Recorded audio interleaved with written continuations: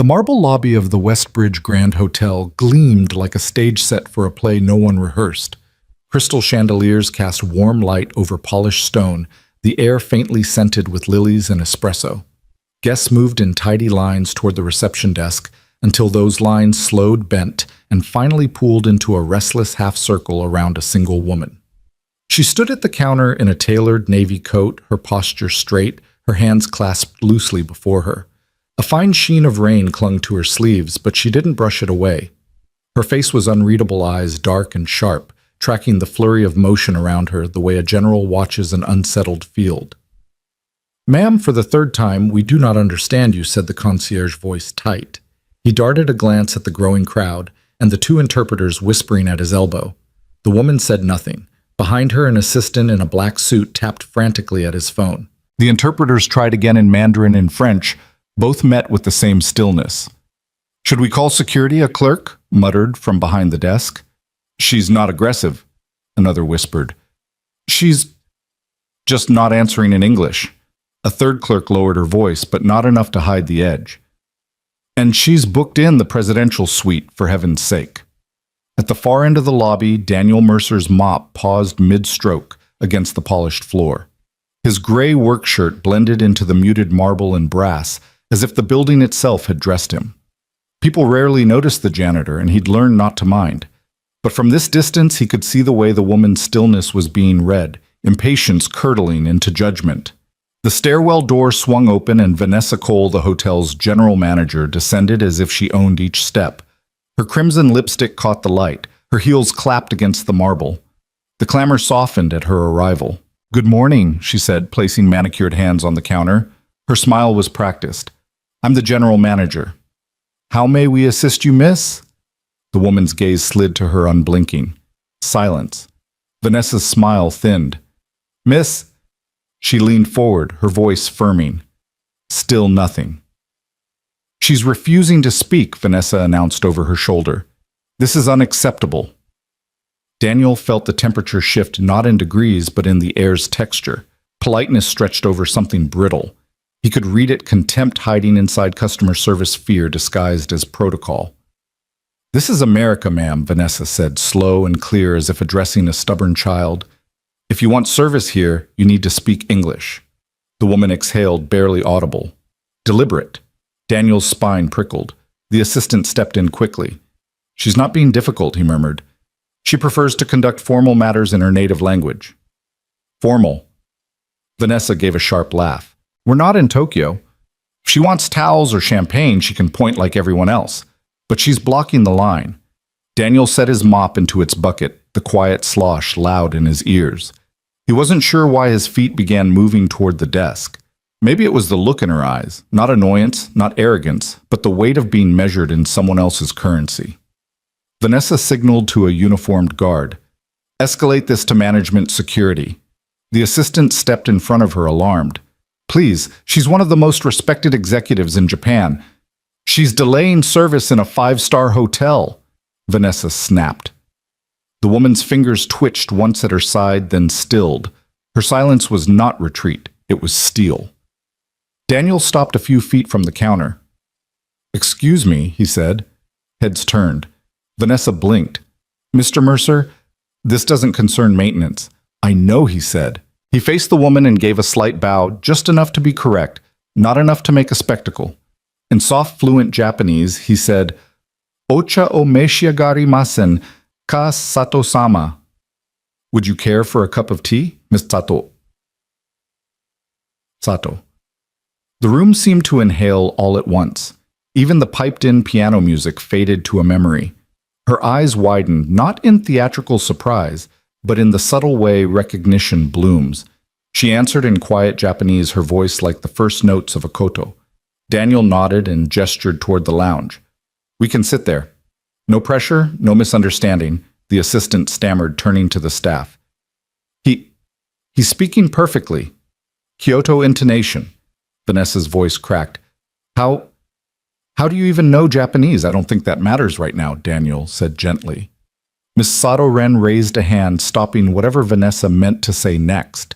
Without looking away from Daniel, she said in Japanese, "Honore no tei an o ukemashu." I'll take you up on your offer." And just like that, the most powerful woman in the room left the marble counter and walked beside the janitor toward the quiet lounge. The tea lounge was a world away from the clamor of the lobby, low ceilings, amber light, and the faint scent of sandalwood drifting from a hidden diffuser.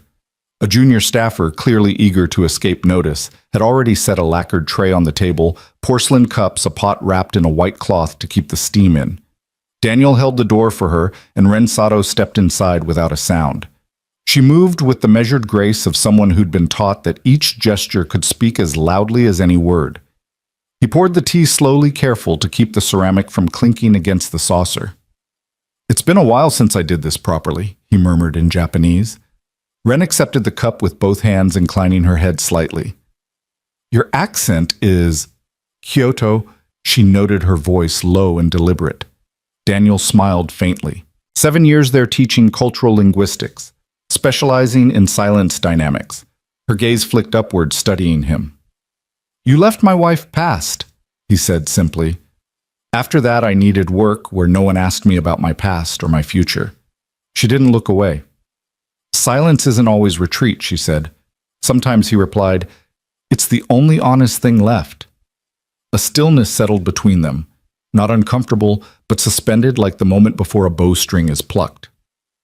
Outside the glass doors, the lobby continued its steady churn of arrivals and departures.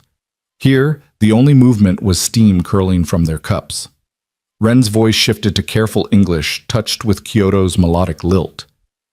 "Do you know why I stopped speaking English in negotiations?" Daniel tilted his head. "To see who will try to understand you when it isn't easy." Her lips curved barely. "An American firm once offered me a partnership. They praised me, flattered me, then mocked my accent when they thought I couldn't understand. I ended the deal. Donated the technology to a nonprofit instead. Cost me millions. I slept better." Daniel didn't smile out of amusement, only respect. "I hope that keeps them up at night." She sipped her tea, eyes on him. "And you gave up tenure to clean floors." "No applause for that." "My daughter was 3, he said. She cried herself to sleep every night. I couldn't lecture theory while she felt alone." For a long moment they said nothing, but he could feel the weight of her attention, the same weight she carried in the lobby, only now turned toward him instead of against the room. "They were afraid of your silence," he said finally. Ren's brows lifted slightly. "People always are," Daniel went on. "Silence leaves too much room for truth." Her voice dropped to a whisper. "You didn't flinch." "I saw your eyes," he said simply. Something shifted in her face, not breaking but loosening. She set her cup down with precision. "Tell me the truth, Daniel Mercer. Why did you come to me?" He leaned back, considering. "Because they looked at you like you were the problem.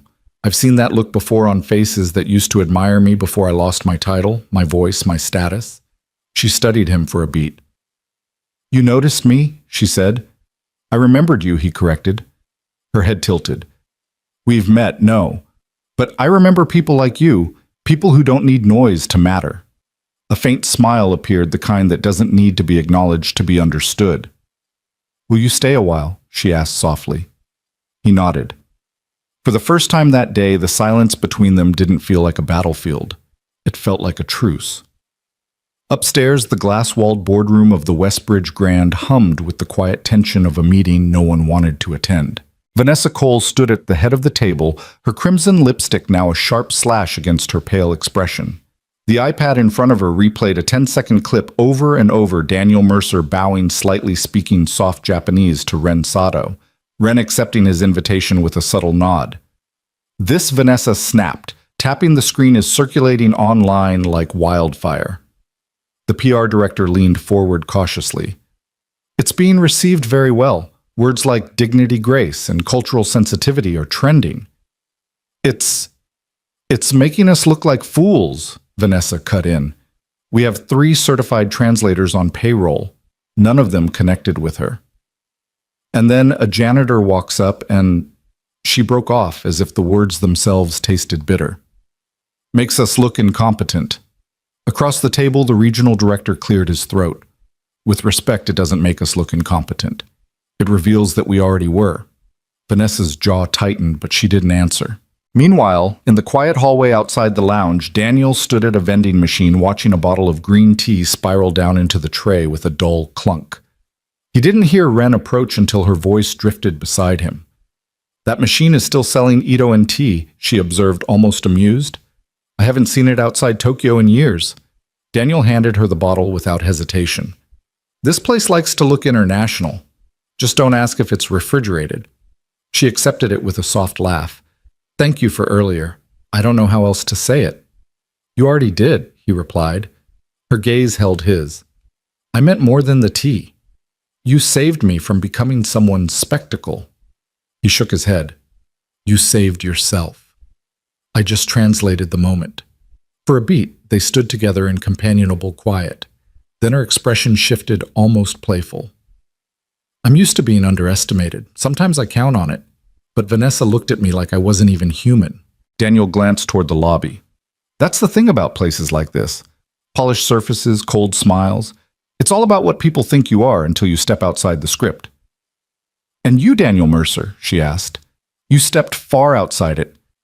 "I've been off script for years," he said, her head tilted slightly. "Why?" He hesitated, then answered without drama.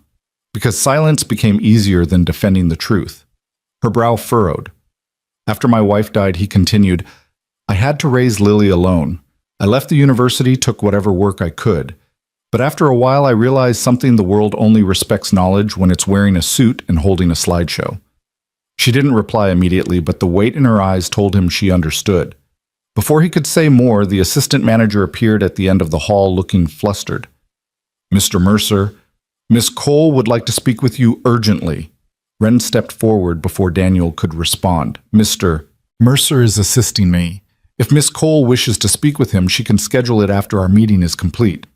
The young man stammered, "Yes, ma'am. I'll let her know." He retreated quickly. Ren's eyes sparkled with quiet amusement. "I may not raise my voice, but I've learned to raise eyebrows." Daniel chuckled. That was a master class. Back in the boardroom, Vanessa paced like a shark. She's redefining protocol. A guest is not supposed to dictate staffing, especially when that staff member is maintenance. Actually, the PR director interjected the footage is already being praised online. The coverage is helping our image. "Trending doesn't sign checks," Vanessa snapped.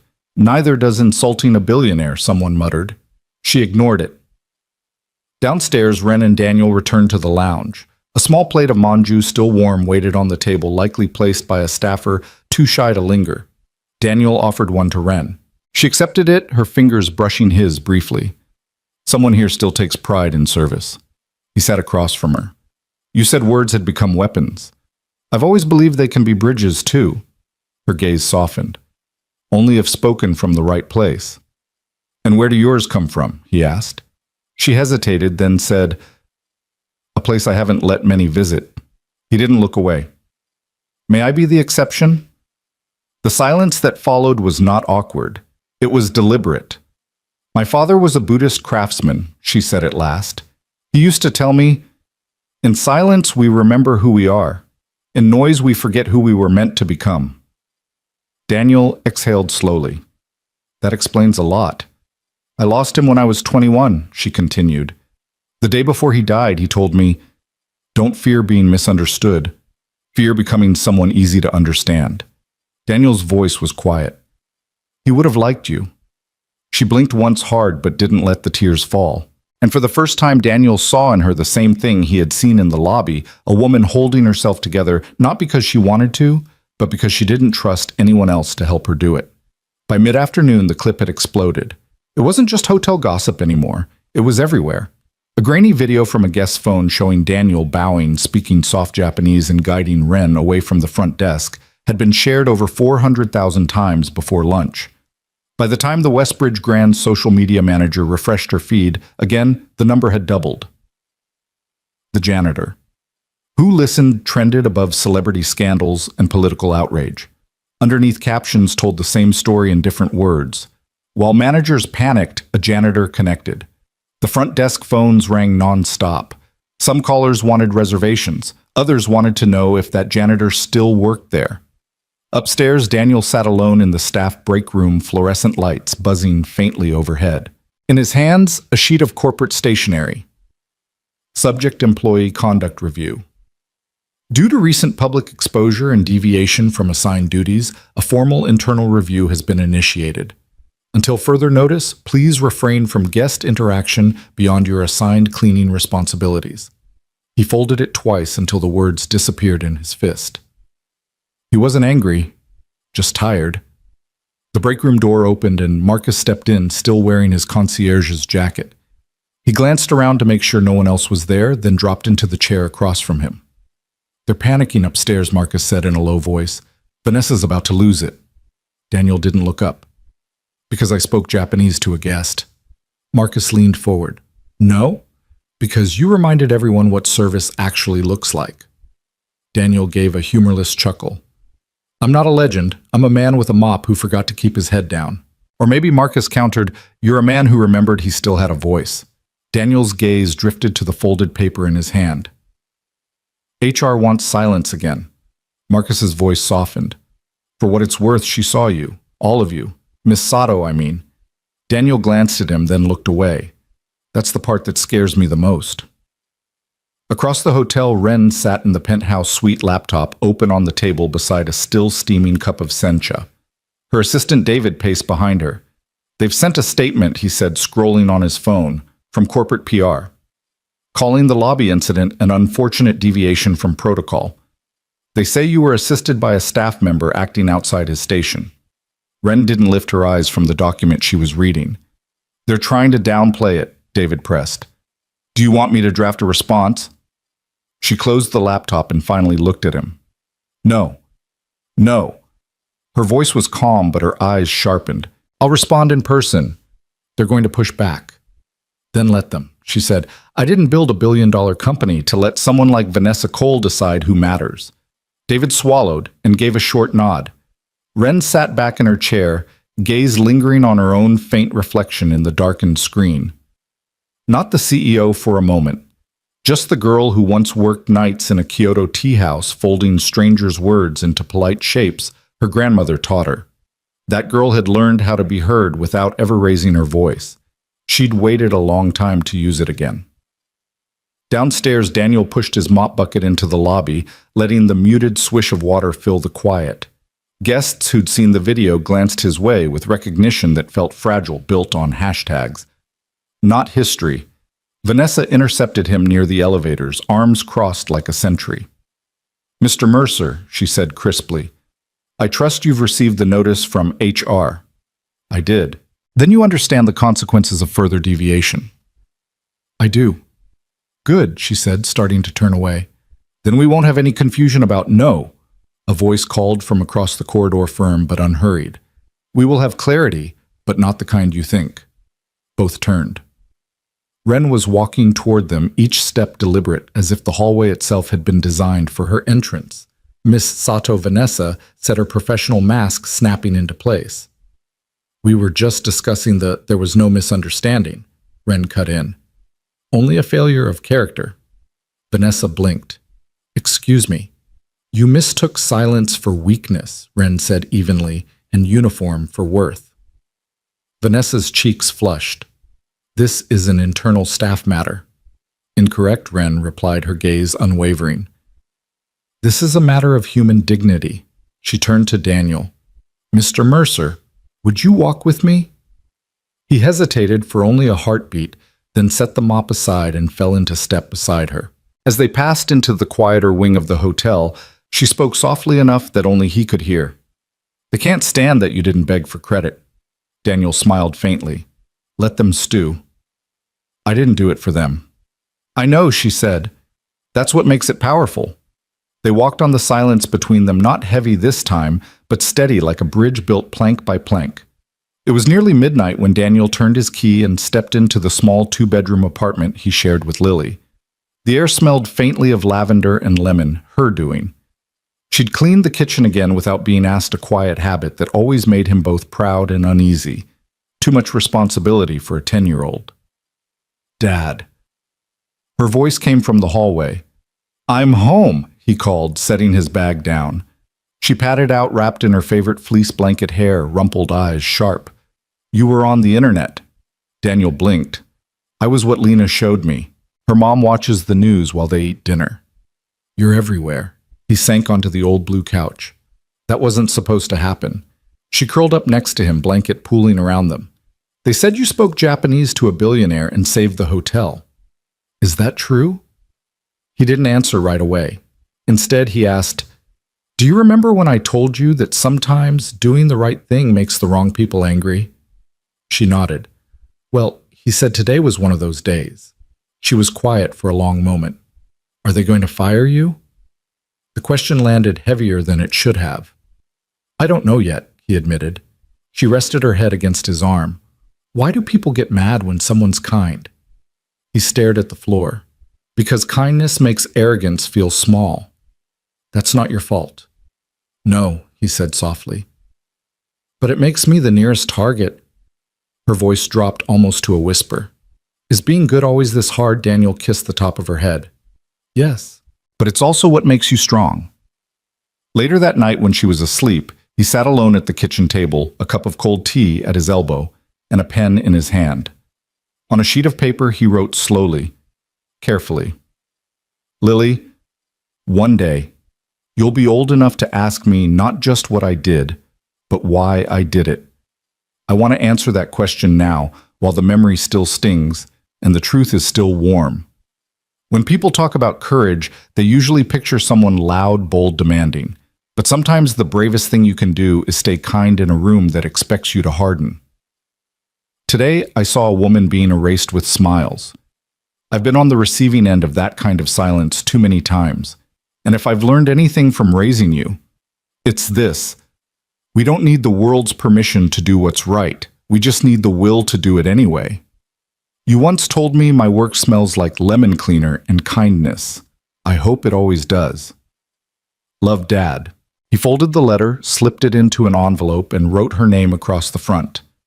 One day she'd need it, maybe not tomorrow. Maybe not for years, but it would be there when the world tried to convince her that quiet meant small. The next morning, Daniel arrived at the hotel before the lobby filled with clattering heels and the drone of small talk. In the janitor's closet, he opened his locker. Taped inside the door was a photo of Lily at 6 gap-toothed chocolate on her cheek, holding up a crayon award that read, Best Dad Ever. He smiled, took up his mop, and stepped into the hallway. Marcus caught up to him before he made it 10 feet. They're meeting right now, executive board. I heard they've called corporate. Daniel sighed. I figured. You okay? I will be. What about Miss Sato? She's still in the penthouse, Marcus said. Quiet, focused, like she's planning something bigger than all of us. Daniel nodded. Wouldn't surprise me. Marcus lowered his voice. You're not alone, man. Everyone down here, maintenance, housekeeping, kitchen, we're behind you. Daniel frowned. Why? Because you gave us something we haven't had in years. What's that? Marcus met his eyes. Proof we matter. Upstairs in the boardroom, Vanessa Cole stood at the head of a polished mahogany table, her posture so rigid it seemed carved. Around her, department heads and senior partners sat with expressions that wavered between unease and outright defiance. This has gone far enough, she said, her voice clipped. Mr. Mercer's behavior, however well-intentioned, has created a disruptive narrative. We need to reassert control over the hotel's brand before this becomes precedent. A low rustle moved through the room. One executive cleared his throat. With respect, Vanessa, the guest in question hasn't filed a complaint. In fact, she's publicly praised Mr. Mercer's conduct, and bookings have increased 12% since yesterday, another added. We're getting inquiries from international clients asking if he still works here. Vanessa's mouth flattened. We cannot run a luxury establishment on sentiment. The door opened. Every head turned as Ren Sato stepped inside the pale morning light spilling in behind her. She crossed the room without hurry, set her phone on the table, and pressed play. Vanessa's voice filled the space, captured in crisp, damning clarity. This is America. If you want service here, speak English. We don't have time for guessing games and silent treatment. We didn't hire staff to perform kabuki theater for billionaires. Silence followed thick, unbroken. Ren stopped the recording. I gave you an opportunity to correct the record, she said evenly. You chose to pretend nothing happened. Vanessa stiffened. You recorded that without my consent. You were in a public space, Ren replied, surrounded by witnesses, including your own staff. She turned to the executives. I came here to evaluate this hotel as a long-term partner for our Global Tech Summit. What I found was a culture of assumption and one man willing to speak humanity into a room full of protocol. She let her gaze sweep the table. I will not cancel the summit, but I will only attach my company's name to institutions that recognize value beyond title. Her final words landed with the force of a gavel. Daniel Mercer is that standard. No one spoke. Downstairs, the ballroom had never been this full. Rows of media cameras lined the velvet ropes. Reporters whispered their questions, stacked and waiting. On the stage, there were no sponsor banners, no corporate backdrops, just a single line projected in white against black. Sometimes silence is the loudest truth. Backstage, Daniel stood in a freshly laundered shirt. Still no tie, still no suit. He'd refused both. Ren adjusted the sleeve of her ivory blazer with the same precision she used to negotiate billion-dollar contracts. She looked at him. You don't need to speak. I want to, he said. You don't owe them anything. I know, Daniel replied, but maybe they need to hear it anyway. She studied him for a moment, then nodded. Then speak. When they stepped out together, the flash of cameras hit like a wave. Ren walked to the podium first, stood in perfect stillness for a full 60 seconds, then bowed deeply. Formal, deliberate. Gasps rustled through the crowd. She stepped aside. Daniel took her place. My name is Daniel Mercer, he began, voice steady. I clean floors for a living. I used to teach languages, studied silence. Then life happened and silence became my job description. A faint ripple of laughter passed through the room. Yesterday, I watched someone powerful get dismissed not because she was wrong, but because she wouldn't perform on someone else's terms. I've been on that end of things. Some of you have too. The room quieted. I didn't step forward because I was brave. I stepped forward because I recognized the look in her eyes. That look we get when the world tells us we don't belong in rooms we've already paid to enter. I didn't offer a statement. I offered a cup of tea. I spoke her language not to impress her, but to remind her she wasn't alone. And in return, she reminded me I still had a voice. He stepped back. Ren returned to the microphone. I've done 100 interviews in my career, she said. I've been expected to smile, to pitch, to please. But not today. Today I am here as a woman who watched a man with a mop do what a room full of experts could not. He didn't see a language barrier. He saw me. She held up a small photo, the now famous image of Daniel bowing with a teapot in hand. This has been shared 12 million times. But what matters isn't the image. It's what you didn't see. You didn't see how many people rolled their eyes when I chose silence. You didn't see the smirks, the dismissals, the measured cruelty wrapped in customer service smiles. And you didn't see his hand tremble when he bowed, because it didn't. He met my silence with strength, not fear. That is the kind of leadership I want in every boardroom I enter. Applause swelled and didn't fade quickly. Ren let it settle before speaking again. There's one last thing. She reached into her blazer pocket and unfolded a piece of paper. It's a letter Daniel wrote to his daughter. It says, "We don't need the world's permission to do what's right. We just need the will to do it anyway." A hush spread over the ballroom, the kind that made people sit forward in their seats. Ren's eyes found Daniel's. "She's lucky to have you." Daniel swallowed. "I'm the lucky one." When the press conference ended, there was no corporate slogan, no polished marketing reel, just two people bowing to each other under the glare of hot lights. In a room full of tailored suits and camera flashes, dignity had stood taller than branding. Hours later, Daniel found himself sitting in a quiet cafe 2 blocks from the hotel. No microphones, no audience, just the faint hum of the espresso machine and the soft clink of ceramic cups. Across from him, Ren cradled a cup of sencha in both hands. "You didn't have to let me read that letter," she said. "I know," Daniel replied, "but maybe the world needed to know I'm not just a janitor." Her eyes softened. "You never were. You just stopped correcting them." A light breeze from the open window stirred the steam from her cup. "Will you go back?" she asked. "To teaching?" He looked down at the table. "I don't know. The world feels different now." Maybe, she said quietly, the world just finally caught up to who you've always been. They sat in companionable silence for a moment. Outside, the afternoon traffic murmured past. The next day, Daniel received a message to meet Wren at Whitaker Tower, her company's headquarters. The elevator rose without a sound, its mirrored walls multiplying his reflection in endless corridors of himself. He'd traded his work shirt for a clean button-up and an old corduroy jacket that still smelled faintly of his late wife's favorite cologne. On the 42nd floor, a receptionist gestured him into a private conference room. Floor-to-ceiling windows framed half the city, its towers catching the late sunlight. Wren sat at the head of the table, her hands folded neatly, her expression unreadable. "You asked to see me," she said.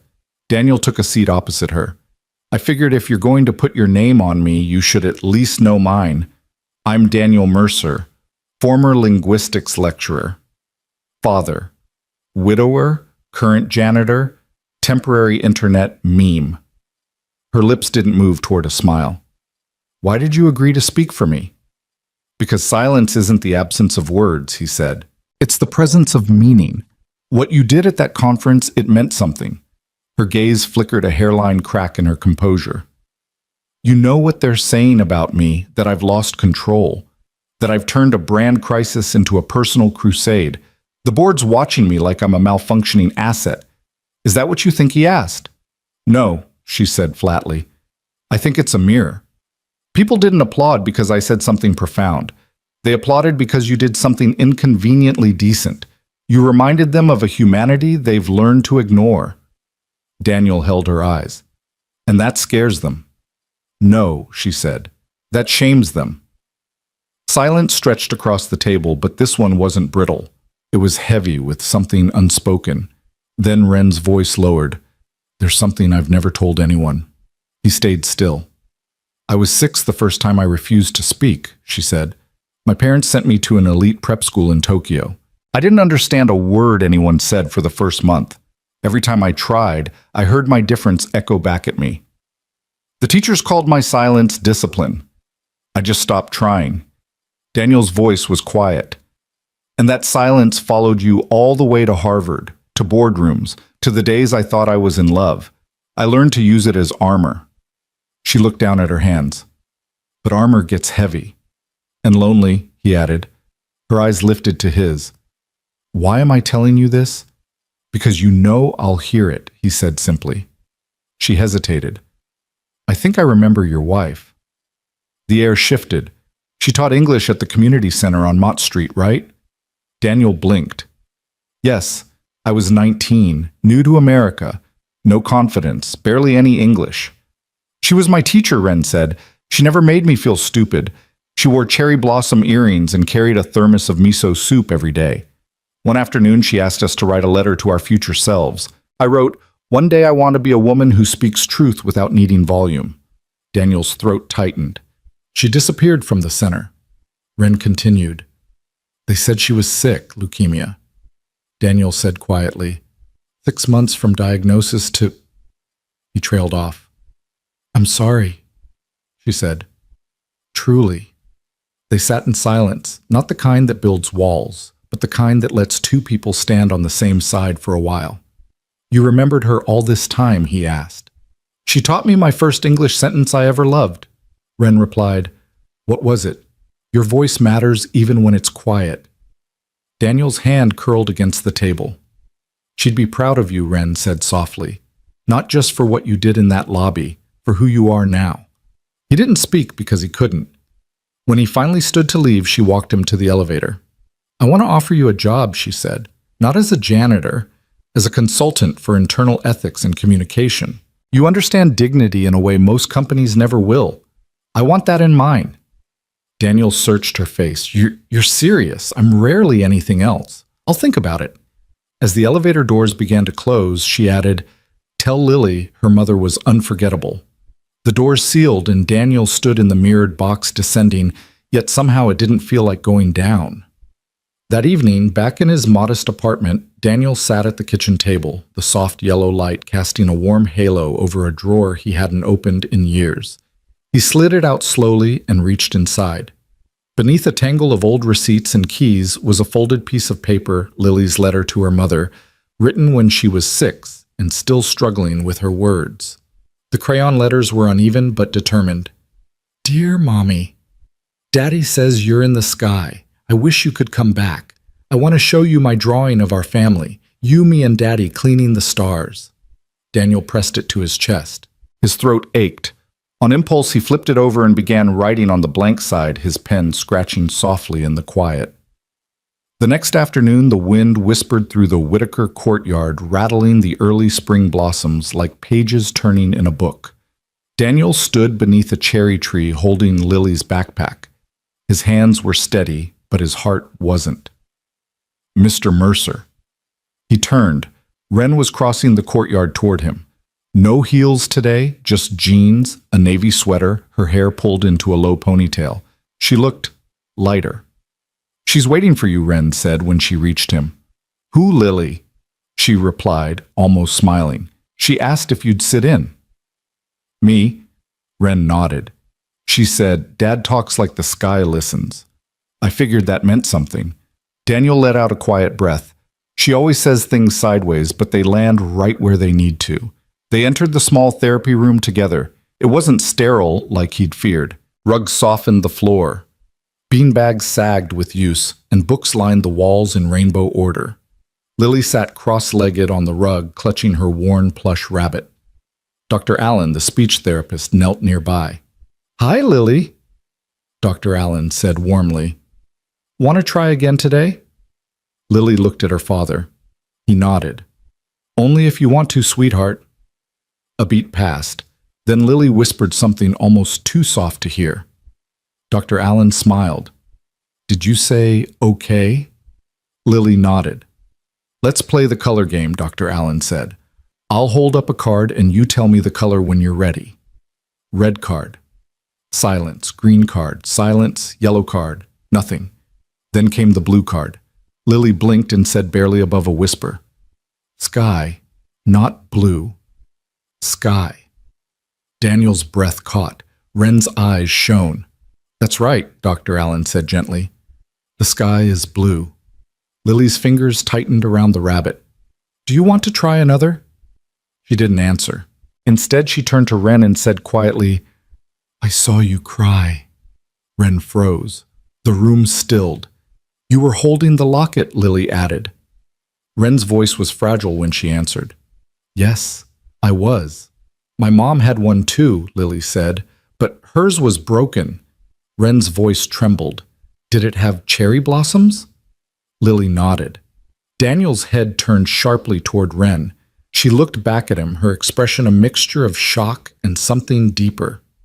She gave it to me when I was little, Lily continued. She said, when people miss each other, the flowers remember. For a long moment, no one spoke. Then Wren moved slowly, kneeling beside Lily. Your mother was my teacher a long time ago, Wren said softly. I didn't know you were her daughter until recently. Lily blinked. Did she teach you words? No, Wren said. She taught me silence, the kind that holds meaning. A tear slipped down Lily's cheek. I miss her. Wren reached into her pocket and drew out her locket. She opened it with care. Inside was a faded photo of Emma Mercer smiling warmly. Lily's eyes widened. I have the other half, she whispered. Daniel sank into a chair. Emma had given Lily her half before she passed, telling her one day someone would return the other piece. Lily pulled her locket from her backpack.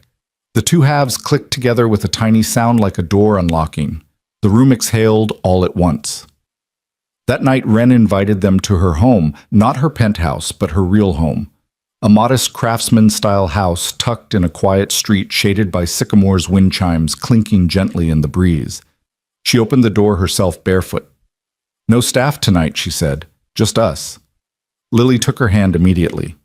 Daniel followed, noticing the bare walls not cold, just waiting. You don't have any pictures, Lily observed. Wren hesitated. I used to think silence meant strength. Now I think maybe I was just afraid of echoes. Daniel's voice was warm. Then let's make new ones. Dinner was simple miso soup, grilled salmon, and rice, but the conversation flowed easily like a stream winding between stones. Lily spoke more than usual, her small voice steady in the candlelit kitchen.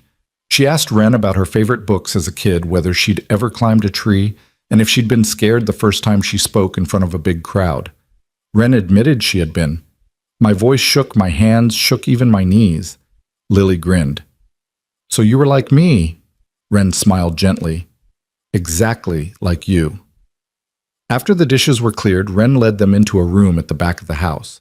The air smelled faintly of linseed oil and paper. One wall was lined with neatly stacked sketchbooks and jars of brushes. Against another wall, an easel stood ready with a fresh, untouched canvas. "This used to be my art room," she said. "I stopped using it when work got too loud." Daniel stepped closer to the shelves. "You paint?" "Not lately," she replied, "but I think maybe it's time again." She pulled out 3 chairs and gestured toward the canvas. "Your turn to start, Lily." Lily hesitated. Anything, Daniel said. "What does this family look like to you?" She dipped a brush into yellow paint and made a small sun in the corner. "Sun?" Wren asked. Lily shook her head. "That's Dad. He's always warm even when it rains." Wren's lips curved in surprise. "And me?" Lily switched to green and brown, painting a large tree across the side of the canvas, steady, full grounding. "You're the root. You keep us strong." Daniel's throat tightened. "And you—" She paused, then carefully painted a heart in the center of the canvas. "I'm the space in between, the quiet part, but it's still love." Wren reached out, brushing a lock of hair behind Lily's ear. "You're not the quiet part anymore, sweetheart.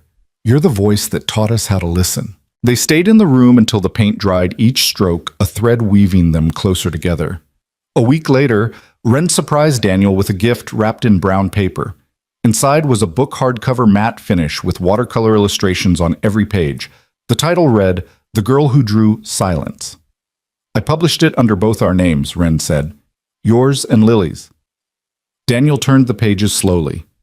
The story was simple, a little girl who didn't speak but painted the world in colors no one else could see. On the last page was a single line, "She never needed to shout. Her love was loud enough."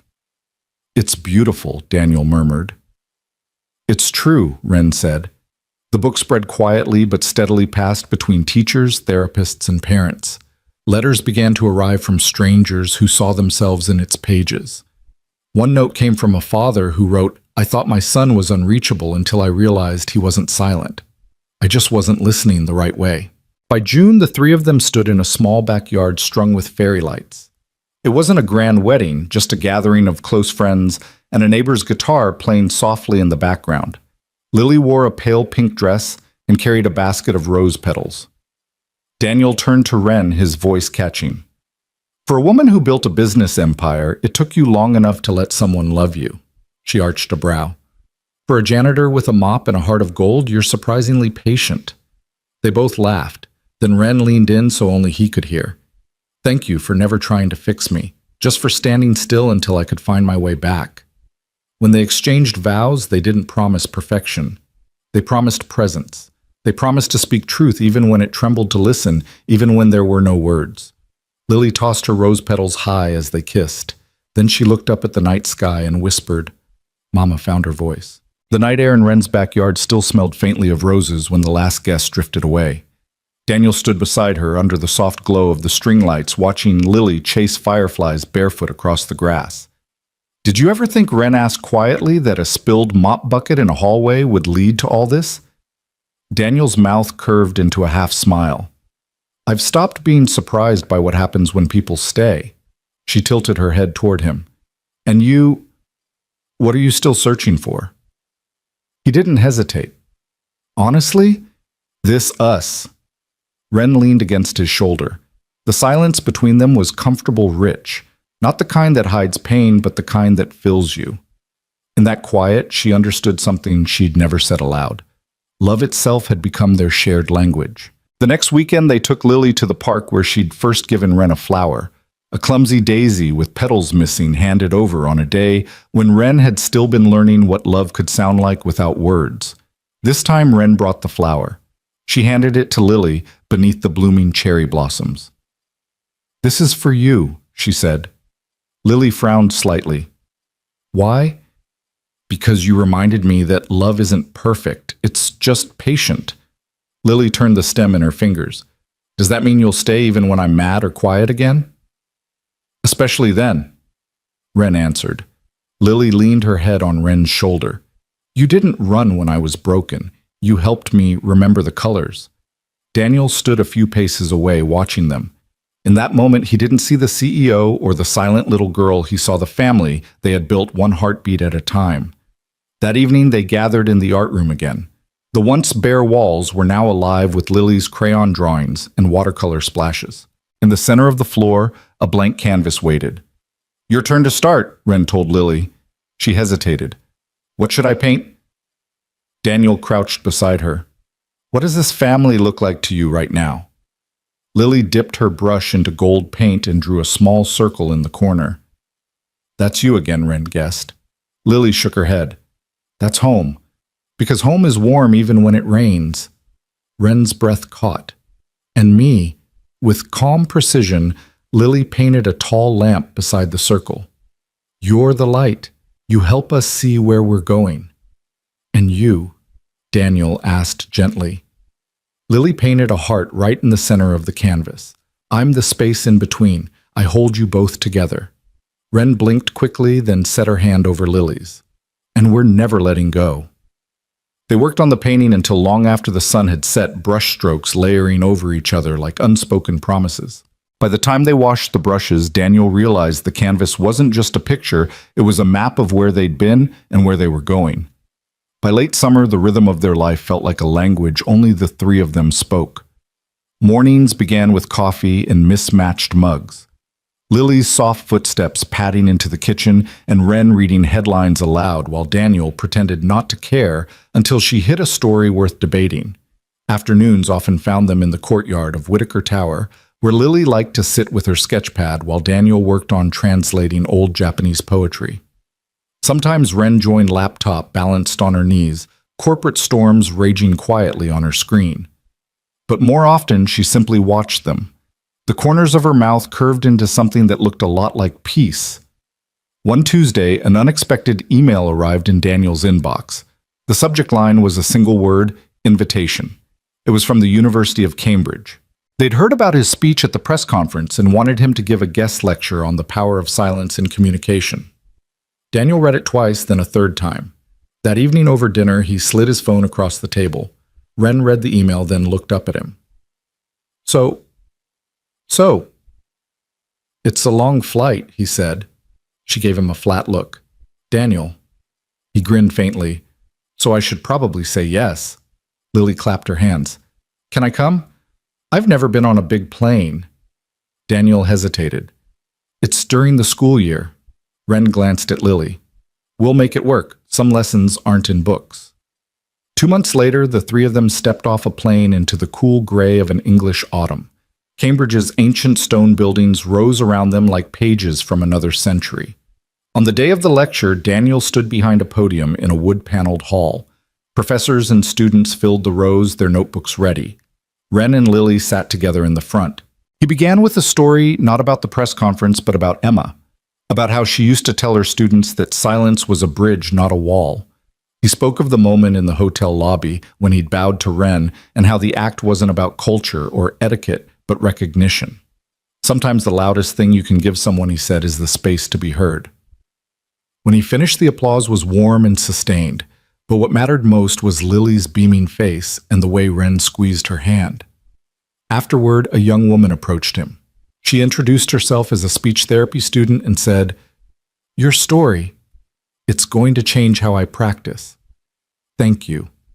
On their last night in Cambridge, they walked along the River Cam under a sky scattered with stars. Lily skipped ahead, her laughter echoing over the water. Wren slipped her arm through Daniel's. "You know, she said Emma would have been proud." Daniel's voice was steady. "She'd have been proud of you too." Wren smiled, the reflection of the lamplight dancing in her eyes. "Maybe, but she'd have been happiest knowing Lily's not afraid to speak her colors anymore." They stood there for a long time, listening to the quiet ripples of the river. 3 lives once separate, now woven into something neither silence nor distance could undo. Winter settled in with a soft persistence, frosting the edges of their mornings and slowing the world outside their windows.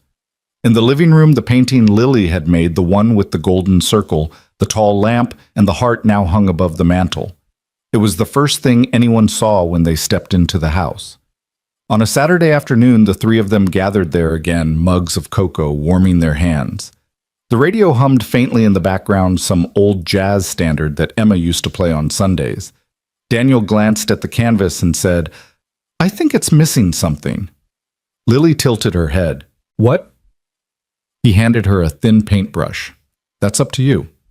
She studied the picture for a long moment, then dipped the brush into silver paint and drew a faint winding line connecting the sun, the lamp, and the heart. "That's the path," she said. "So we always know how to find each other." Wren's eyes softened, even when the lights go out. Especially then, Daniel said. That evening, Wren's company hosted its annual winter gala. This time, there were no whispers about her silence, no side glances. Instead, the moment she stepped onto the stage, the room fell quiet out of respect, not curiosity. She spoke briefly about connection, about listening, about dignity, and then invited Daniel and Lily to join her. This year, Wren told the crowd, "We're honoring the idea that a single act of humanity can rewrite more than one life." Daniel took the microphone, his hand steady. "I used to think my life had narrowed to the size of a mop bucket, but someone saw me not for what I was doing, but for who I was. And that changed everything." Lily, standing between them, looked out at the sea of faces. "And someone heard me even when I wasn't talking." The applause rolled through the hall like a wave. Afterward, in the quiet of the car ride home, Lily leaned against Daniel's shoulder. "Daddy." "Yeah." "Does this mean we're famous now?" Daniel chuckled. "No, kiddo, it means we're seen." "That's better." Wren reached over and took his hand, her fingers threading through his. Outside, the snow began to fall, thick, soft flakes catching in the glow of the street lamps. When they reached home, Lily ran ahead, leaving footprints on the front path. Daniel and Wren lingered under the porch light for a moment. "You know," she said, "silence doesn't feel heavy anymore." Daniel smiled. "That's because it's not carrying loneliness now, just love." Inside, Lily was already hanging her coat, humming to herself. The golden circle. The tall lamp and the heart watched over them from the wall. Their story had started in a hallway with a mop, a bow, and a shared quiet. But it had grown into something neither of them could have predicted, a family that didn't just speak, but listened deeply and without fear. Your thoughts help us create stories that matter. And if you'd like more powerful healing stories like this, don't forget to subscribe to the channel, hit the bell icon, so you never miss a new episode. And most importantly, share this video with someone who needs a little hope today. Thank you so much for spending your time with us. We see you, we hear you, and we're honored to tell these stories for you.